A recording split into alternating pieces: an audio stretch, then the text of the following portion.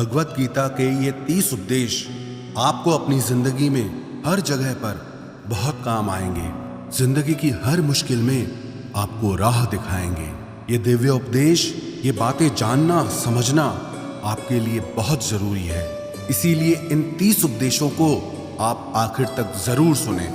गीता का सबसे पहला उपदेश यह है कि आपके सारे दुखों का कारण किसी को अपना मानना है। आप कभी गौर करना, आपकी जिंदगी के सारे दुख, सारी तकलीफें, सारी चिंताएं वहीं से आती है जहां आपका अपनापन होता है कि ये मेरा है, ये मेरा अपना है। वहीं से आपकी जिंदगी में दुख आना शुरू हो जाते हैं। एक व्यक्ति के पास एक बहुत बड़ा महल था। उसने जिंदगी भर की सारी संपत्ति लगाकर उस महल को बनाया था। आसपास के शहरों के कई लोग उसके महल को देखने आते थे। कई बड़े बड़े सेठ उसके महल को खरीदने की कोशिश करते थे, पर वो महल उसका अहंकार था, उसकी जीने की वजह था। उसका उस महल में बहुत मोह था। एक दिन उसके महल में आग लग गई और वो कहीं बाजार गया हुआ था। जब वो घर लौट कर आया तो उसने देखा कि मेरा महल आग में जल रहा है। अपने घर को आग में जलता हुआ देखकर उसे इतना दुख हुआ। उसने कहा, अगर ये महल नहीं रहेगा तो मैं भी जिंदा नहीं रहूंगा। अगर मेरा महल ही जल रहा है तो मैं जी के क्या करूंगा। वो भी उसी आग में छलांग लगाने की कोशिश करने लगा। तो किसी ने उसे रोक लिया कि भाई, ये जो तुम्हारा महल है, इस महल का सौदा कल तुम्हारे बेटे ने किसी के साथ कर लिया है। जब उसे पता चला कि ये महल अब मेरा नहीं रहा, किसी और का हो चुका है, तो उसकी सारी चिंता खत्म हो गई।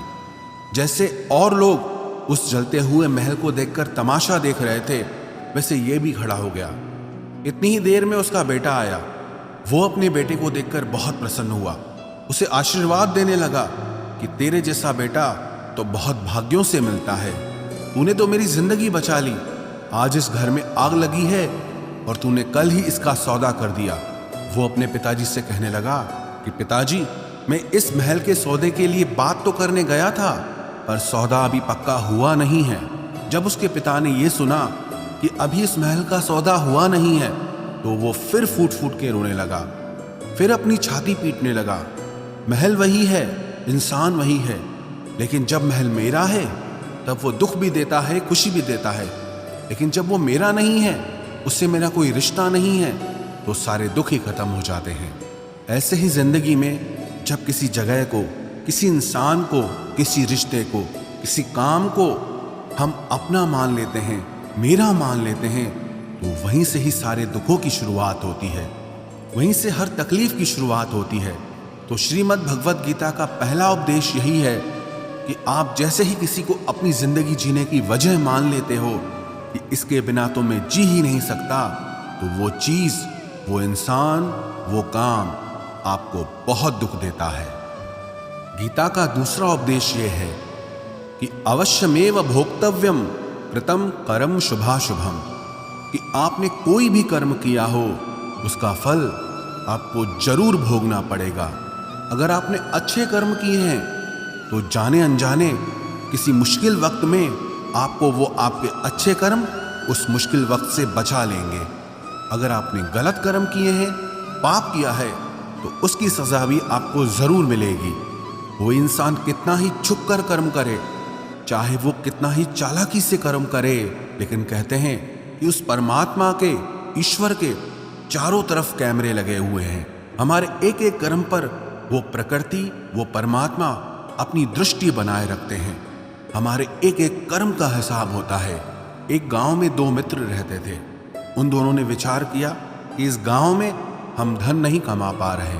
वो दोनों धन कमाने के लिए शहर में चले गए। कुछ वर्ष वहां रहकर उन्होंने काफी धन कमाया। फिर सोचा कि अब हम अपने घर वापस चलते हैं। पर्याप्त मात्रा में हमने धन कमा लिया है। उस समय पे यातायात की इतनी सुविधाएं नहीं होती थी। वो अपने बैलों पर ही यात्रा कर रहे थे। चलते चलते मार्ग में रात हो गई, तो उन्होंने विचार किया, आज रात हम यहीं विश्राम करते हैं। एक मित्र ने कहा कि मैं यहाँ पर रहकर धन की रक्षा करता हूँ, तुम बाजार जाकर भोजन की व्यवस्था कर लो। जब वो मित्र बाजार गया तो उसके मन में पाप आ गया। उसने कहा, इतना पैसा हमने कमाया है, अगर मैं इसको यहीं जंगल में मार दूं तो सारा पैसा मेरा हो जाएगा, नहीं तो मुझे इसका आधा धन इसको देना पड़ेगा। मन में ये खोट आने पर उसने अपने मित्र के खाने में जहर मिला दिया, और जब वो खाना लेकर के अपने मित्र के पास गया, उसका मित्र वो जहर वाला खाना खाकर वहीं पर उसकी मृत्यु हो गई। वो व्यक्ति सारा धन लेकर के अपने घर वापस आ गया। फिर उसके घर में एक पुत्र ने जन्म लिया। जब उसका बेटा पैदा हुआ तो वो बहुत बीमार रहता था। उसने अपने जीवन में जो कुछ भी धन कमाया था, उसका वो सारा धन अपने बेटे के इलाज में ही खत्म हो गया। बेटा बड़ा होता गया और इसका धन नष्ट होता गया। जब उसका बेटा थोड़ा बड़ा हो गया तो उसके पिता ने पूछा कि बेटा, तू इतना बीमार क्यों रहता है, तू ठीक क्यों नहीं होता? मैंने अपनी जिंदगी का सब कुछ तुझ पे लगा दिया, पर फिर भी तेरी तबीयत ठीक नहीं रहती। तो उसके बेटे ने बोला, कौन सा बेटा और कौन सा पिता? मैं तेरा वही मित्र हूं जिसको तूने जंगल में जहर दे के मार दिया था, लेकिन मैं अपना वही हिसाब पूरा करने के लिए तेरे पुत्र के रूप में तेरे घर में आया हूं। अब मेरा तेरा हिसाब बराबर और मेरा जीवन अब यहीं समाप्त होता है। तो गीता का उपदेश हमें यही सिखाता है, कोई अपने आप को कितना भी चालबाज समझता हो, होशियार समझता हो, लेकिन अगर उसने गलत कर्म किया है, चाहे आज नहीं तो कल उसे उसका फल भोगना ही पड़ेगा। कोई भी व्यक्ति अपने किए हुए कर्म से बिना उसको भोगे कभी छूट नहीं सकता। गीता का तीसरा उपदेश यह है कि आज में जियो, कल की चिंता करना छोड़ दो। जो भी व्यक्ति अपने बीते हुए कल या अपने आने वाले कल में खोया रहता है, वो जिंदगी में कभी खुश नहीं रह सकता। आपको जिंदगी में खुशी सिर्फ और सिर्फ तब मिल सकती है जब आप वर्तमान में जी सके, आज के आनंद को जी सके।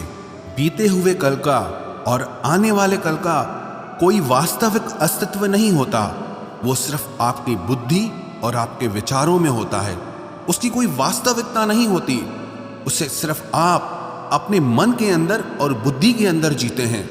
लेकिन जिसे आप वास्तविकता में जीते हैं वो आपका आज होता है, वो आपका चल रहा पल होता है। अगर आप अपने मन और बुद्धि को अपने कल में अटका के रखेंगे, अपने भूतकाल और भविष्यकाल में अटका के रखेंगे, तो याद रखना आप कभी खुश नहीं रह पाएंगे। और अगर जिंदगी में खुश रहना चाहते हैं तो आज में और इसी पल में जीना सीखें। गीता का चौथा उपदेश यह है कि जो आपके साथ अधर्म करे, पाप करे, गलत करे, उसे दंड जरूर देना चाहिए। अगर आप उसे सहते हैं तो वो आपके साथ और गलत करता है। अगर आप उसे सहते हैं तो उसके पाप में आप भी भागीदार हो जाएंगे। अर्जुन श्री कृष्ण से कहने लगा कि जिनसे मैं युद्ध करने जा रहा हूं, ये सब मेरे भाई हैं, मेरे गुरुजन हैं, मैं इनके सामने कैसे हथियार उठाऊं, इनको कैसे मारूं?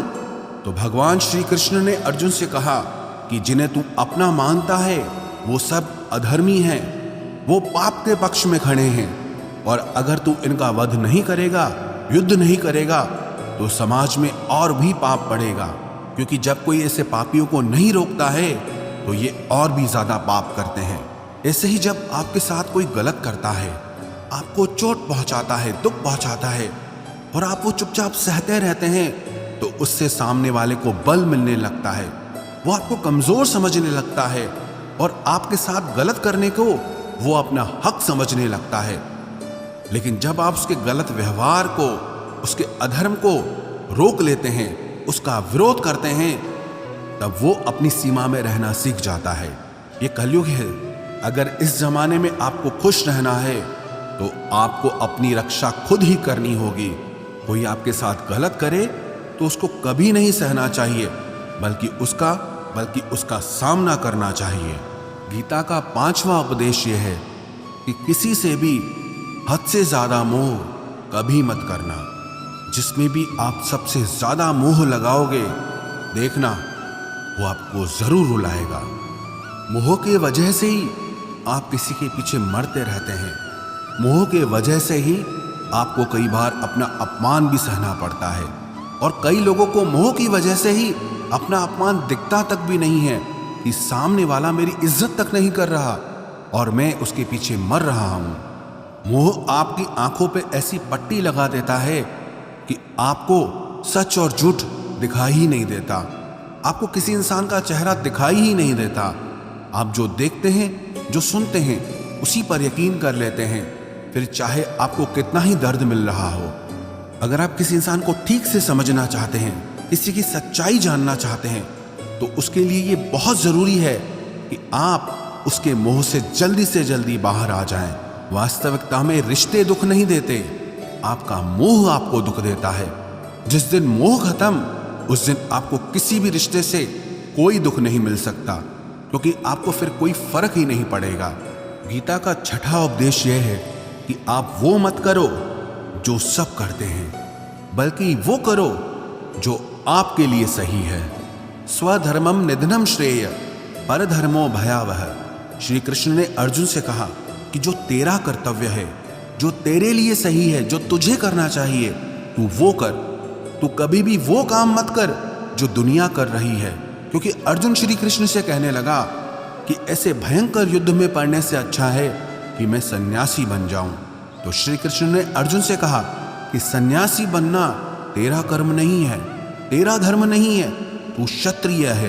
तेरा कर्म और तेरा धर्म यही है कि तू अधर्म का नाश करे, धर्म की रक्षा करे। ऐसे ही हर इंसान का एक अलग कर्तव्य होता है, एक अलग ही मार्ग होता है।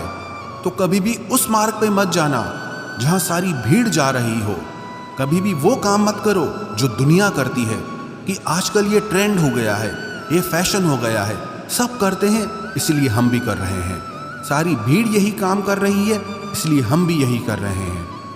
अगर आप वो करोगे जो भीड़ कर रही है, तो आप भी उसी भीड़ में कहीं खो जाओगे। लेकिन अगर आप वो करोगे जो आपके लिए सही है, जो आपकी प्रतिभा है, तो दुनिया की सारी भीड़ में भी आप सबसे अलग नजर आओगे।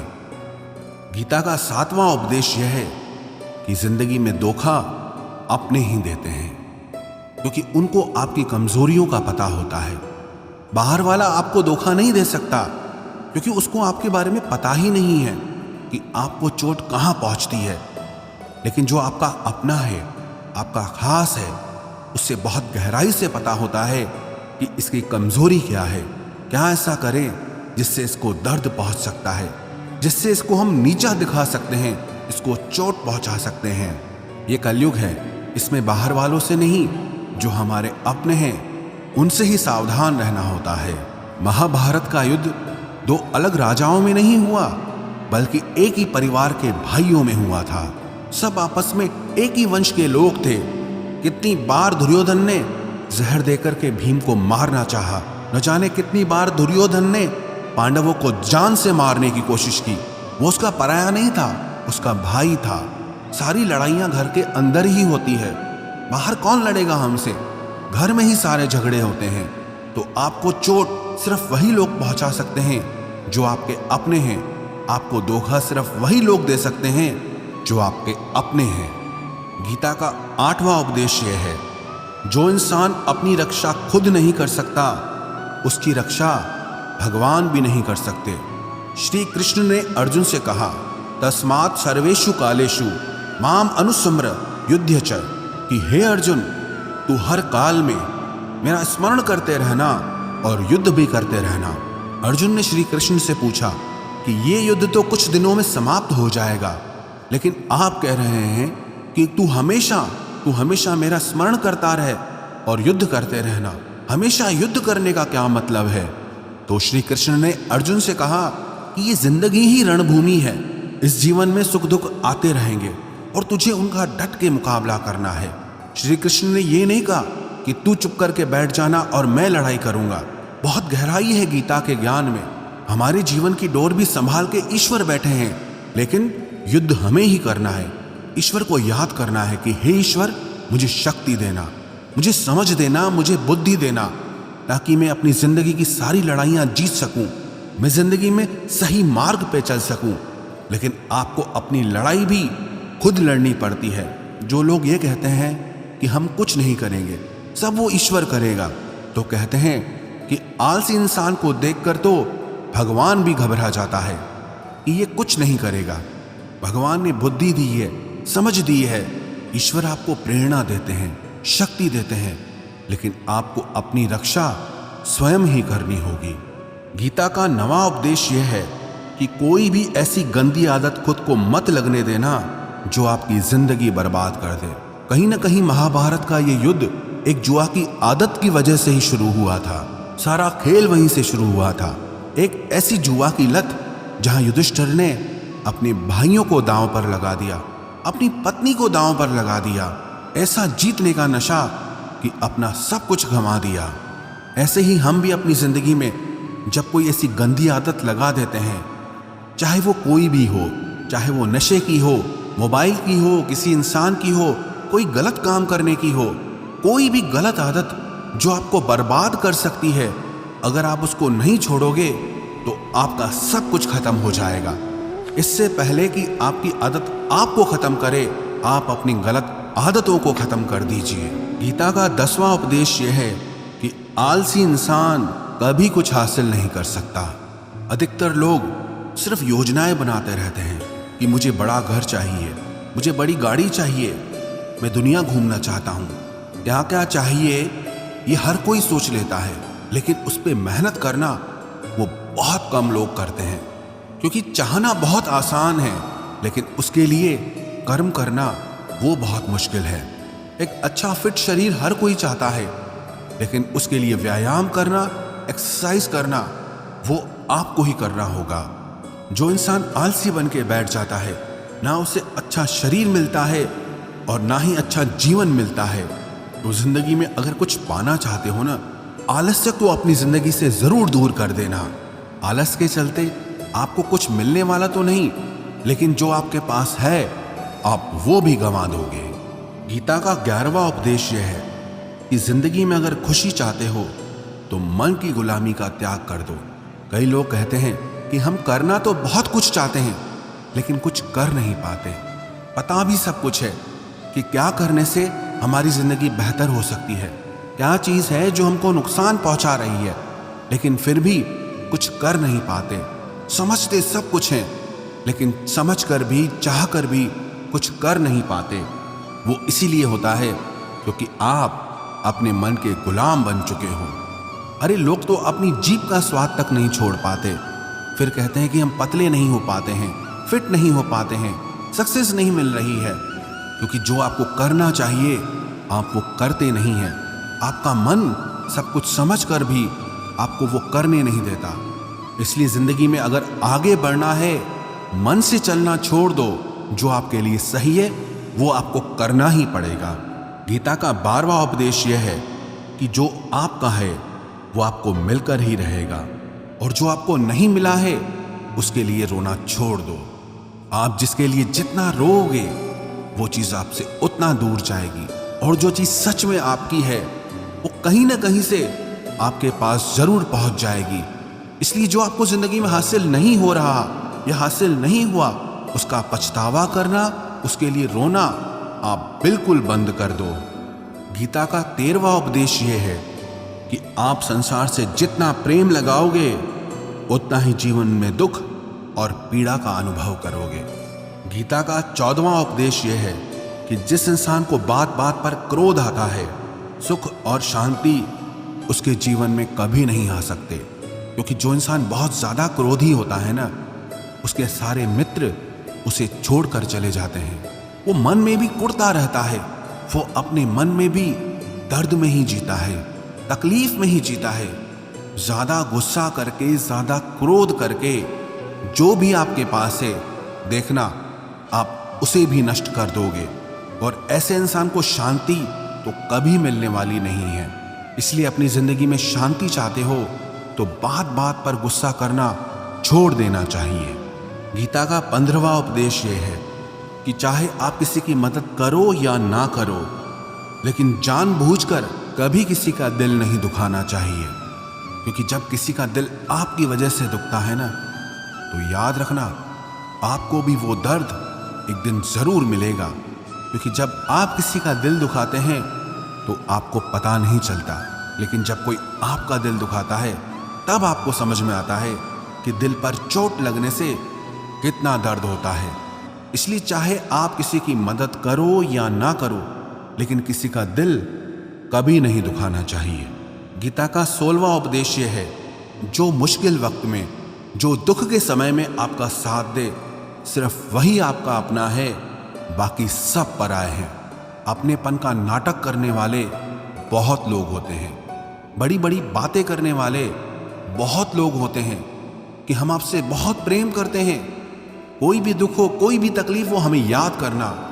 लोग दुख उठाने की बात करते हैं, लोग आने जाने की बात करते हैं, हाथ मिलाना तो ठीक से नहीं जानते और दिल मिलाने की बात करते हैं। जब सच में आपकी जिंदगी में तकलीफ आएगी ना, तब आपको समझ में आ जाएगा कि आपका साथ देने के लिए कौन खड़ा है।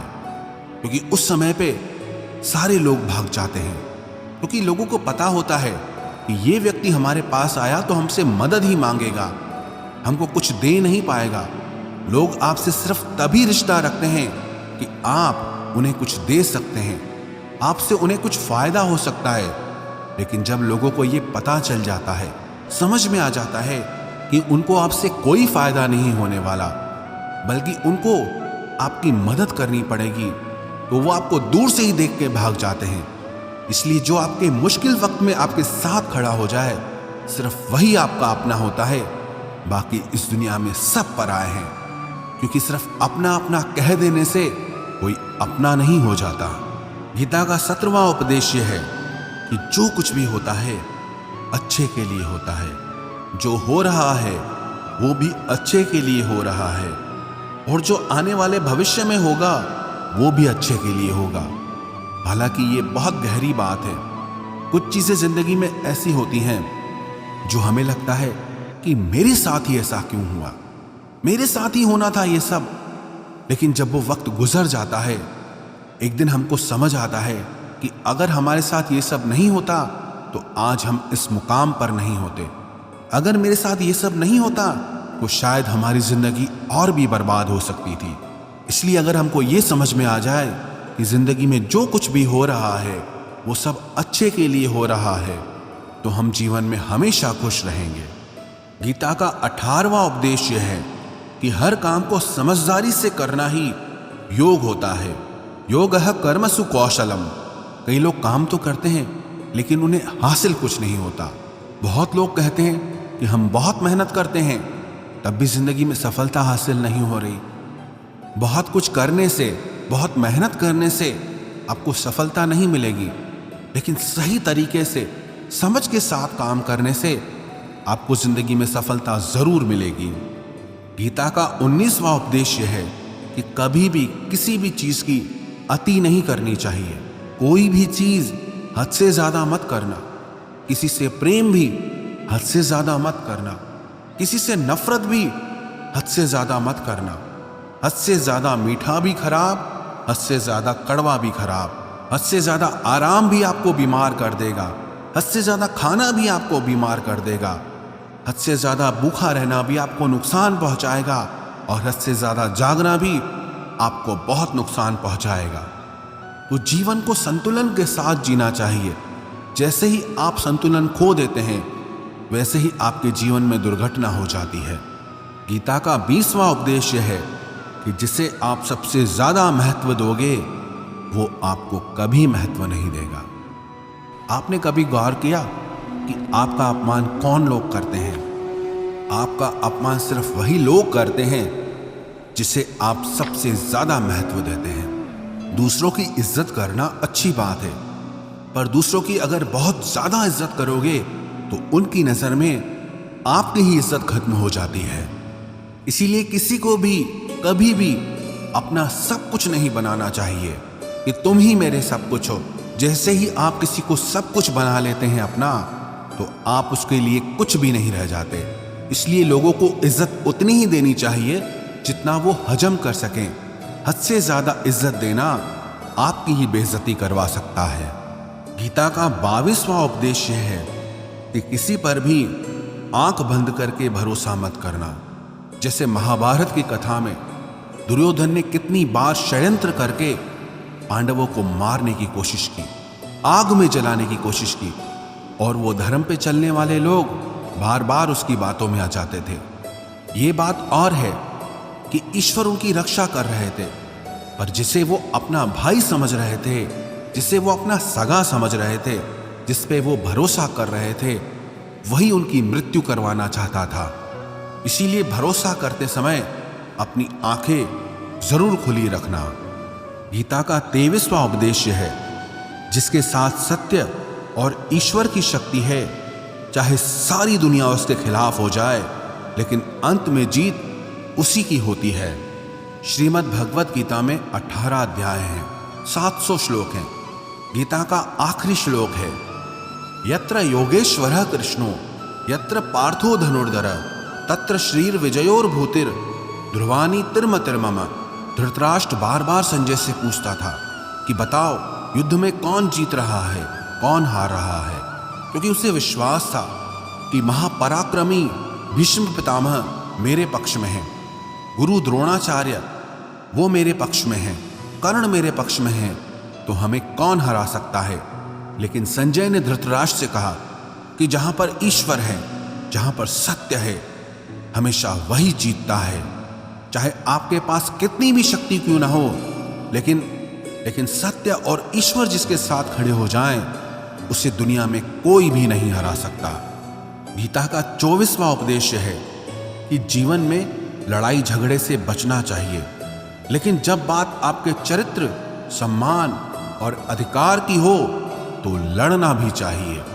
अर्जुन भी महाभारत का युद्ध करना नहीं चाहता था, क्योंकि सामने उसके अपने खड़े थे, लेकिन श्री कृष्ण ने उसे उपदेश दिया कि यहां पर बात लड़ाई की नहीं है, तेरे सम्मान की है, तेरे चरित्र की है, तेरे अधिकार की है। जो द्रौपदी के साथ कौरवों ने भरी सभा में अपमान किया, उसे नग्न करने की कोशिश की, इतना बड़ा अधर्म किया, वो तुम्हें कभी नहीं सहना चाहिए।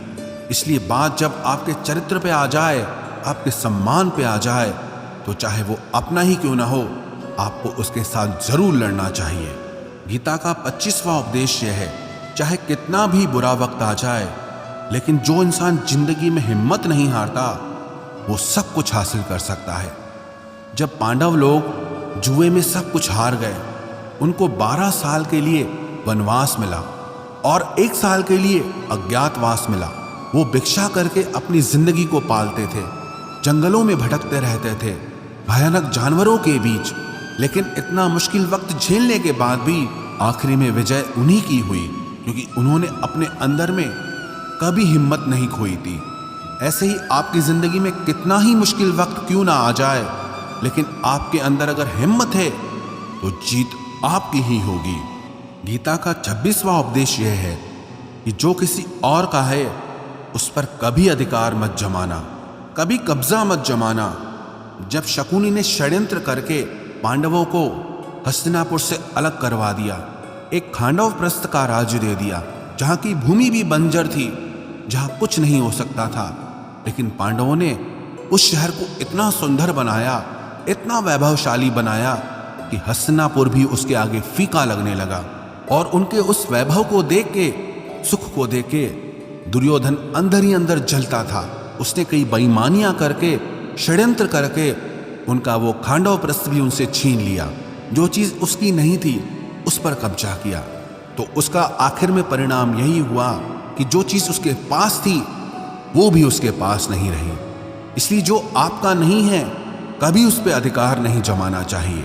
गीता का 27वां उपदेश यह है कि वही इंसान जिंदगी में सफल माना जाएगा जो अंदर से हमेशा खुश रहता है।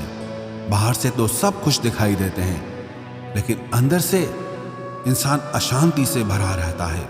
बहुत पैसा कमा लिया, कामयाबी हासिल कर ली, लेकिन वो कामयाबी असली नहीं है। असली कामयाबी तब मानी जाएगी जब आपका मन खुश रहता हो। गीता का 28वां उपदेश यह है कि आप जैसा अन्न खाओगे, वैसा ही आपका मन और आपकी बुद्धि होगी। आप वैसा ही कर्म करोगे, वैसा ही आचरण करोगे। सात्विक अन्न खाओगे तो आपका मन भी सात्विक होगा, सात्विक व्यवहार भी करोगे, सोच भी आपकी अच्छी होगी। तमोगुणी और रजोगुणी आहार करोगे तो आपकी बुद्धि भी वैसी होगी, आप काम भी वैसे करोगे। श्री कृष्ण ने भगवत गीता में सात्विक, राजसी और तामसी इन तीनों आहारों का विस्तार से वर्णन किया है कि क्या खाना चाहिए, क्या नहीं खाना चाहिए। पर सार यही है, जो मनुष्य सात्विकता से भोजन करता है, सात्विक भोजन करता है, उसे जीवन में शांति और सुख जरूर मिलते हैं। गीता का 29वां उपदेश है कि बुरा इंसान कभी अपनी बुराई नहीं छोड़ेगा। चाहे आप उसके साथ कितना भी अच्छा चलो, वो आपको तकलीफ देगा ही देगा। इसलिए जो जैसा है आप उसके साथ वैसा ही व्यवहार करो। बुरे इंसान के साथ आप कितना भी अच्छा बन जाओ, वो कभी अच्छा नहीं बनने वाला। दुर्योधन जंगल में पांडवों को मारने के लिए गया था, लेकिन वहां पर भीलों ने दुर्योधन को पकड़ लिया। उसका मित्र कर्ण भी उसे छोड़कर भाग गया। वो भील दुर्योधन को मार देना चाहते थे, लेकिन युधिष्ठिर अपने भाई की रक्षा करने के लिए वहां पहुंच गया, उसके जीवन की रक्षा की। लेकिन उसके बाद भी वो हमेशा पांडवों का नुकसान ही करता रहा। इसलिए अगर कोई इंसान बुरा है, उसके साथ आप ज्यादा अच्छा बनने की कोशिश मत करो। जो जैसा है आप उसके साथ वैसा ही व्यवहार करो। गीता का 30वां उपदेश है कि जो इंसान अपने कामों को समय से खत्म नहीं करता, समय की कदर नहीं करता, उसकी जिंदगी का सारा समय व्यर्थ में ही समाप्त हो जाता है। क्योंकि समय ही आपका जीवन है। अगर आप समय को व्यर्थ ही नष्ट करते रहेंगे, व्यर्थ के कामों में गंवा देंगे, तो आपको जीवन में कुछ भी हासिल नहीं होगा। अगर कुछ जिंदगी में पाना चाहते हो तो समय की कदर जरूर करना। जो भी व्यक्ति गीता के इन 30 उपदेशों को रोज सुनेगा, समझेगा, तो जिंदगी की कितनी भी मुश्किल से मुश्किल घड़ी क्यों ना आ जाए, उसे ऐसे मुश्किल समय में भी रास्ता जरूर मिल जाएगा।